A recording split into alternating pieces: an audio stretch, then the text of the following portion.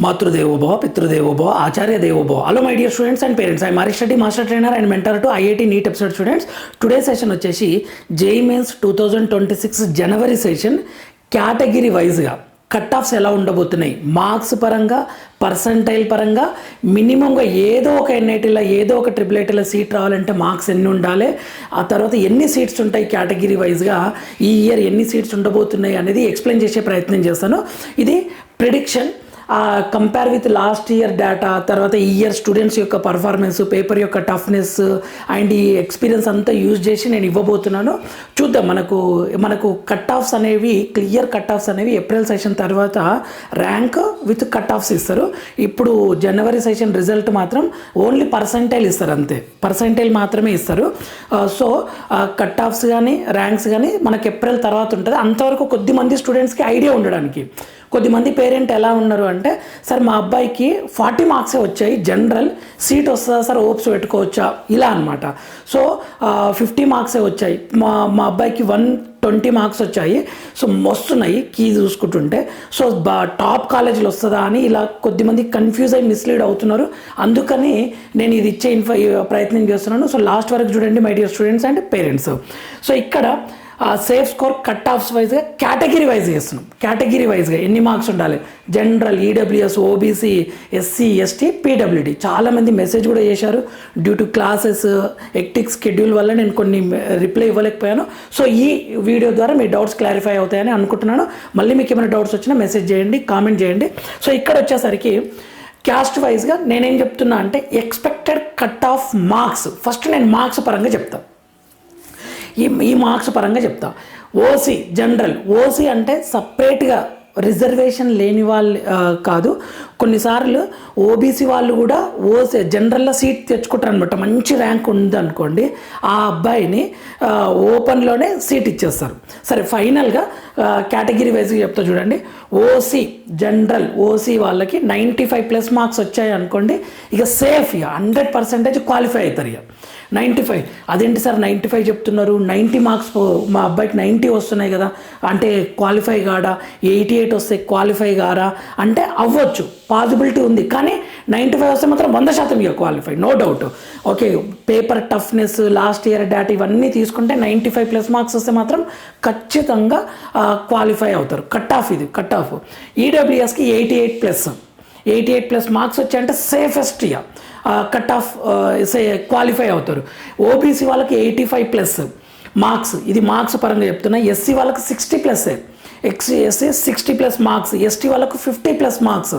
50+ marks వచ్చినాయంటే ఖచ్చితంగా qualify అవుతారు, అడ్వాన్స్ రాయొచ్చు. సరే, 45 వస్తే కారా అంటే అయ్యే ఛాన్స్ ఉంటుంది, తక్కువకి మేబీ పాసిబిలిటీ ఒక 5-6 మార్క్స్ తక్కువ వేసుకోండి. కానీ ఇది మాత్రం బెస్ట్ ఇచ్చాను అనమాట, బెస్ట్ స్కోర్స్ ఇవి. పీడబ్ల్యూడి వాళ్ళకైతే చాలా తక్కువ స్కోర్సు, కొన్నిసార్లు 5 మార్క్స్, 4 మార్క్స్, 6 మార్క్స్, 10 మార్క్స్ వచ్చినా వాళ్ళు క్వాలిఫై అయిపోతారు, చాలా తక్కువ స్టూడెంట్స్ ఉంటారు కాబట్టి. సో ఇది మార్క్స్ పరంగా కట్ ఆఫ్స్. సో దీనికన్నా తక్కువ పాసిబిలిటీ ఉంటుంది. అంతేగాని ఇక 95 అంటే 100 మార్క్స్ వస్తేనే క్వాలిఫై అనే సిచ్యువేషన్ అయితే లేదు, కనపడట్లేదు. ఎందుకంటే పేపర్ టఫ్నెస్, పేపర్ దాన్ని బట్టి చాలామంది రాసిన స్టూడెంట్స్ మెథడ్ని బట్టి చెప్తున్నాను. 95+ మార్క్స్ అయితే సేఫెస్ట్ స్కోర్ అని చెప్పొచ్చు, క్వాలిఫై కావడానికి మార్క్స్ ఇవి. నెక్స్ట్, ఓకే, పర్సంటైల్ పరంగా ఇప్పుడు మాకు ఈరోజు రేపు రిజల్ట్ వస్తుంది. ఆ రిజల్ట్ మీద కూడా కొంచెం కాంట్రవర్సీ అయ్యేలా ఉంది. 17 క్వశ్చన్స్ వరకు ఎర్రర్ ఉన్నాయని కోచింగ్ ఫెడరేషన్ వాళ్ళు చెప్తున్నారు. ఆల్రెడీ మేము కూడా ఫ్యాకల్టీ అంతా అనలైజ్ చేస్తే కూడా చాలా క్వశ్చన్స్, ఫిజిక్స్లో చాలా క్వశ్చన్స్ ఎర్రర్ ఉందని తెలిసింది. సో రిజల్ట్ 12th లోపల ఇవ్వాలి. ఈరోజు నైట్ కానీ రేపు కానీ మనకు ఫైనల్కి ఇమీడియట్గా రిజల్ట్ ఇచ్చేస్తారు. ఎన్టీ వాళ్ళు మిడ్ నైటే పెట్టేస్తారు. సో పర్సంటైల్ పరంగా చూస్తే ఓసీ స్టూడెంట్స్కి 93% అబవ్ ఉంది అంటే మాత్రం సేఫెస్ట్, క్వాలిఫై అయిపోతారు. ఈడబ్ల్యూఎస్ వాళ్ళకి 80% అబవ్ ఉంటే క్వాలిఫై అయిపోతారు. ఓబీసీ వాళ్ళకు 79 to 80% అబవ్ ఉంటే క్వాలిఫై అవుతారు. OBC 79 to 80% above. ఎస్సీ వాళ్ళకు 60%, ఇది పర్సంటైల్. మీకు ఇది రిజల్ట్లు ఇదే కనిపిస్తుంది, 60.123 60 పాయింట్ అలా కనిపిస్తుంది. సో నెక్స్ట్ ఎస్టీ వాళ్ళకు 48 to 50% అబో క్వాలిఫై ఇస్తుంది. పీడబ్ల్యూడి వాళ్ళకైతే 0.001 నుంచి 0.01 పర్సెంటేజ్కే కట్ ఆఫ్ ఉండబోతుంది. అందుకే పీడబ్ల్యూడి ఉంటే ఖచ్చితంగా యూటిలైజ్ చేసుకోండి. మీకు ఐఐటీలో కూడా సీట్ వస్తుంది. జస్ట్ ఒక్క 2-3 బిట్లు పెట్టినా సీట్ వచ్చే అవకాశం ఉంటుంది. ఎవ్రీ ఇయర్ ఇలా జరుగుతుంది కాబట్టి చెప్తున్నా. Maybe less than this also possible, but ఇంతకు మించి అయితే పోదు అని అనుకుంటున్నాం. ఎందుకంటే పేపర్ యొక్క ఇచ్చిన స్టాండర్డ్ని బట్టి. సో ఈ పర్సంటైల్ వస్తే మీరు సేఫ్ ఉండొచ్చు, క్వాలిఫై అవుతారు. కట్ ఆఫ్ అంటే మీరు అడ్వాన్స్డ్కి ఎలిజిబుల్ అనమాట. ఇప్పుడు 14-15 లక్షలు రాస్తారు, సరే ఏప్రిల్ సెషన్ కలిపి మళ్ళీ ఒక 10 లక్షలు అది ఇది అనుకున్నా, అందట్లా 2,50,000 మందిని అడ్వాన్స్డ్ సెలెక్ట్ చేస్తారు కదా. ఈ పర్సంటైల్ వస్తే మీరు అందులో ఉంటారనమాట. ఇప్పుడు మొత్తం ఇండియా వైజ్ ఒక గ్రూప్ ఉంది, దాంట్లో నుంచి ఒక 2,50,000 మందిని అడ్వాన్స్డ్కి సెలెక్ట్ చేస్తారు. అందులోకించి ఐఐటి సీట్స్ కొన్ని ఇస్తారు, మిగిలిన అన్నీ ఆ గ్రూప్లో ఉన్న వాళ్ళే ఎన్ఐటి కానీ, ట్రిపుల్ కానీ, జిఎఫ్టీ కానీ, ఇక సియూటీ, జేఈ మెయిన్స్ ద్వారా సీట్స్ ఫిల్అప్ అవుతాయి అన్నమాట. ఇది పర్సంటైల్ బట్టి. నెక్స్ట్ సీట్స్ ఎన్ని ఉండొచ్చు, అసలు కేటగిరీ వైజ్గా సీట్స్ ఎన్ని ఉండొచ్చు అంటే ఓవరాల్గా 2025 కన్నా 26లో సీట్స్ పెరుగుతాయి. No doubt, every year seats పెరుగుతాయి. కొన్ని ఐఐటీస్ ఏం చేస్తాయంటే అప్పీల్ చేసుకుంటాయి, మా దగ్గర ఇన్ని ఫెసిలిటీస్ ఉన్నాయి, ఫ్యాకల్టీ బాగున్నారు, మాకు కొన్ని సీట్స్ ఇవ్వండి అని చెప్పేసి సీట్స్ తెచ్చుకుంటారు. సీట్స్ పెరుగుతాయి అనమాట. సీట్స్ పెరిగితేనే ఆ ఇన్స్టిట్యూషన్కి బెనిఫిట్. ఎన్ఐఆర్ఎఫ్ ర్యాంక్ బట్టి కూడా వాళ్ళకు ఫండింగ్ ఉంటుంది. సో సీట్స్ పెంచుకోవాలనే ట్రై చేస్తారు ఏ కాలేజ్ అయినా సరే.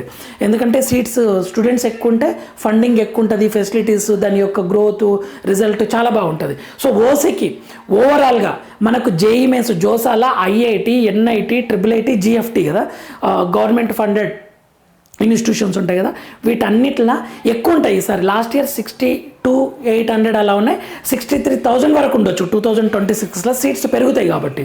సో నేను అప్రాక్సిమేట్ ఇచ్చాను, మనకు నోటిఫికేషన్ ఇచ్చినప్పటికి ఎగ్జాక్ట్ సీట్ నెంబర్ ఇస్తారు, అప్పుడు క్లియర్గా చెప్తాను. ఓసీ వాళ్ళకి 25,000 మంది అంటే చూడండి, 14 లక్షలు రాశారు కదా, 14 లక్షలు నెక్స్ట్ ఏప్రిల్ సెషన్లో మళ్ళీ ఒక 10-12 lakhs రాస్తారు కదా. అన్నింట్లో ఓసీ స్టూడెంట్స్కి ఎంత 25,000 సీట్సే ఉన్నాయి, ఐఐటి, ఎన్ఐటి, ట్రిపుల్ ఐటి, జిఎఫ్టీలో కలిపి. ఈడబ్ల్యూఎస్ వాళ్ళకి 5,950+ సీట్స్ ఉంటాయి. అప్రాక్సిమేట్ చెప్తున్నాను, కొంచెం అటు ఇటు అవుతుంది, 10-15 నెంబర్ అటు ఇటు అవుతుంది అంతే. అంతేగాని ఇది 25,000 ఉండి ఒరిజినల్గా 30,000 40,000 అంత డ్రాస్టిక్ చేంజ్ ఏముండదు, అన్ని సీట్స్ ఏం పెరుగు. ఈడబ్ల్యూఎస్ ఎంత 5,950+ సీట్స్ ఉన్నాయి. ఓబీసీ వాళ్ళకు 15,320 సీట్స్ ఉన్నాయి. OBC 15,320+ seats. ఎస్సీ వాళ్ళకు 8,900+ సీట్స్.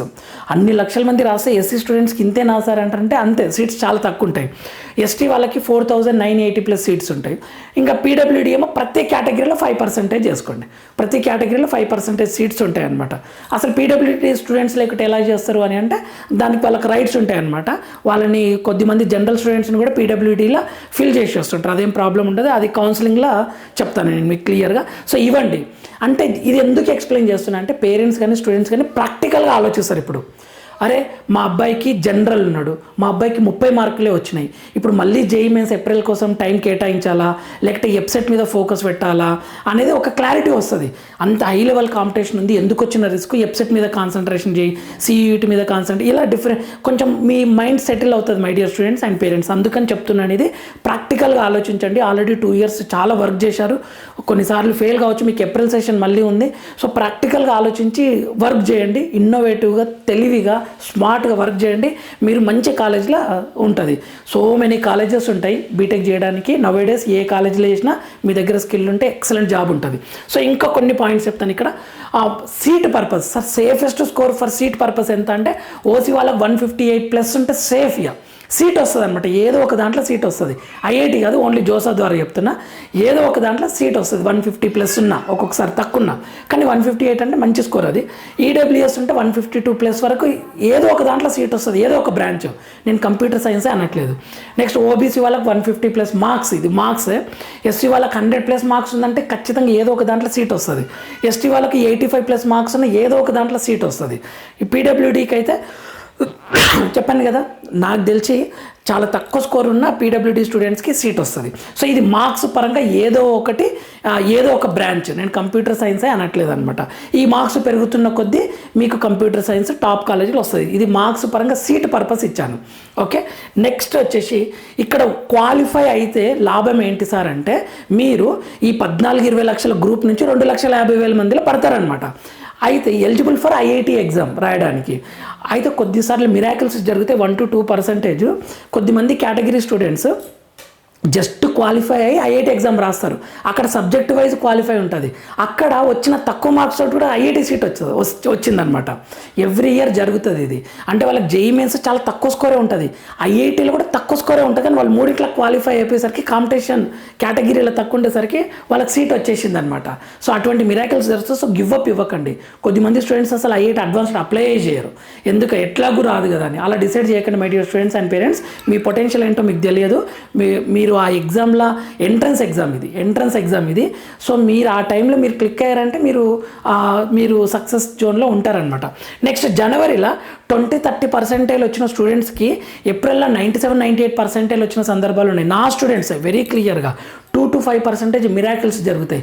అరే అదేంటి జనవరి రాలేదు ఏప్రిల్ వచ్చింది అంటే, సార్ నేను ప్రిపేర్ అయ్యాను స్ట్రాంగ్గా, నాకు కొంచెం లక్ కూడా ఫేవర్ అయింది, కొన్ని క్వశ్చన్స్ తగిలాయి అని చెప్పిన సందర్భాలు ఉన్నాయి. అంటే నేను మరీ 2-5% మిరాకిల్స్ జరిగినాయి my dear students and parents. ఇది మిమ్మల్ని మిస్లీడ్ చేయాలని కాదు, లాస్ట్ వరకు గివ్ అప్ ఇవ్వకుండా ట్రై చేయండి. ట్రై చేస్తే 2-5% మిరాకిల్స్ జరుగుతాయి. ఆ టైంలో మీరు పెట్టే ఒక 5-6 క్వశ్చన్స్ ఎక్కువ తగిలినాయంటే ఖచ్చితంగా పర్సెంటేజ్ పెరుగుతుంది. కొద్దిమంది జెన్యూన్గా సీరియస్ హార్డ్ వర్క్ చేసి తెచ్చుకున్న పర్సెంటేజ్ కూడా ఉన్న సందర్భాలు ఉన్నాయి. Next focus on board exam మీద ఫోకస్ చేయండి. 75% ఉండాలి. MPC maths physics chemistry second ఇయర్లో, అప్పుడే మీకు ఈ వీటిలలో సీట్స్ ఇస్తారు. ఇది చాలా ఇంపార్టెంట్. చాలా యూనివర్సిటీస్ 75% అని పెట్టాయి. నెక్స్ట్ రైట్ ఆల్ ఎగ్జామ్స్ రాయండి. జేఈ మెయిన్స్ రాయండి, ఎప్సెట్ రాయండి, బిట్సెట్ రాయండి, ఐఎస్ఐ ఇండియన్ స్టాటిస్టికల్ ఇన్స్టిట్యూట్ రాయండి, కామెట్కే రాయండి, ఎస్ఆర్ఎం రాయండి, విట్ రాయండి. సార్ అన్నిటికీ అప్లికేషన్ ఫీజు అవుతుంది కదా అంటే, నా ఉద్దేశం ఏంటి అంటే ఎక్కువ అవకాశాలు మీ ముందు ఉంటాయి. మీరు అన్నీ రాస్తా ఉంటారు కంటిన్యూగా, మీ మైండ్ ఫ్లోలో ఉంటుంది. ఏదైనా ఒక ఎంట్రన్స్ బాగా తగిలినప్పుడు మీ ముందర 2-3 ఆప్షన్స్ ఉన్నప్పుడు మీకు ఎంటర్ కావడం చాలా ఈజీ అవుతుంది అనమాట. ఓకే ఇది వద్దు, నాకు ఇదే కావాలి అని. ఒక్కటే ఎప్సెట్ జేఈ మెయిన్స్ రాసి జేఈ మెయిన్స్లో తక్కువ స్కోరు, ఎప్సెట్లో నాకు రాలేదంటే చాలా బాధపడతారు my dear students and parents. So ఖచ్చితంగా అన్నీ రాయండి. మన ఛానల్ ప్రతిదీ ఎక్స్ప్లెయిన్ చేస్తుంది. మన ఛానల్ లైక్ చేయండి, షేర్ చేయండి, సబ్స్క్రైబ్ చేసుకోండి. మన ఛానల్ ఫాలో అవుతుండండి. ఫ్రీ మెంటర్షిప్ ఇస్తుంది, ఎటువంటి ఛార్జ్ తీసుకోదు. మీకు కావాల్సిన ఇన్ఫర్మేషన్ మీకు అర్థమయ్యేలా చెప్పడమే మన target. Thank you for watching. Next వీడియోలో మనం మళ్ళీ కలుద్దాం. అంతవరకు మాతృదేవోభవ, పితృదేవోభవ, ఆచార్య దేవోభవ. All the very best my dear students. మీకు ఏమైనా డౌట్స్ ఏమైనా ఉన్నా కామెంట్ చేయండి, దాని మీద మరొక వీడియో చేసే ప్రయత్నం చేస్తాను. Thank you for watching.